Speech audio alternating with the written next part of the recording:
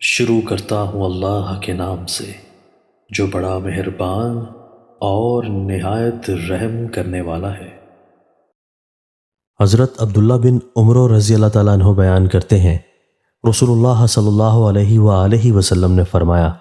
اللہ کے ساتھ شریک بنانا، والدین کی نافرمانی کرنا، قتل نفس اور جھوٹی قسم اٹھانا کبیرہ گناہ ہے۔ حضرت ابو ہریرہ رضی اللہ تعالیٰ عنہ بیان کرتے ہیں،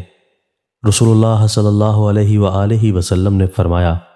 جس وقت زانی زنا کرتا ہے تو وہ اس وقت مومن نہیں ہوتا،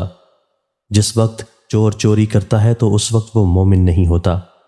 جب وہ شراب پیتا ہے تو شراب نوشی کے وقت وہ مومن نہیں ہوتا،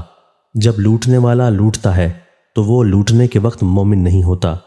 جبکہ لوگ اسے دیکھ رہے ہوتے ہیں، اور جب خیانت کرنے والا خیانت کرتا ہے تو وہ اس وقت مومن نہیں ہوتا، پس تم بچ جاؤ۔ حضرت عبداللہ بن عمر رضی اللہ تعالیٰ عنہ بیان کرتے ہیں، رسول اللہ صلی اللہ علیہ وآلہ وسلم نے فرمایا، جس شخص میں 4 خصلتیں ہوں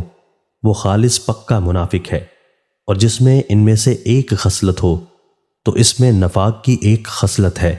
حتیٰ کہ وہ اسے ترک کر دے۔ جب اس کے پاس امانت رکھی جائے تو اس میں خیانت کرے، جب بات کرے تو جھوٹ بولے، جب عہد کرے تو عہد شکنی کرے، اور جب جھگڑا کرے تو گالی گلوچ پر اتر آئے۔ دوستو، اللہ تعالی ہمیں ان احادیث مبارکہ پر عمل کرنے اور اپنی زندگیوں کو سنوارنے کی توفیق عطا فرمائے۔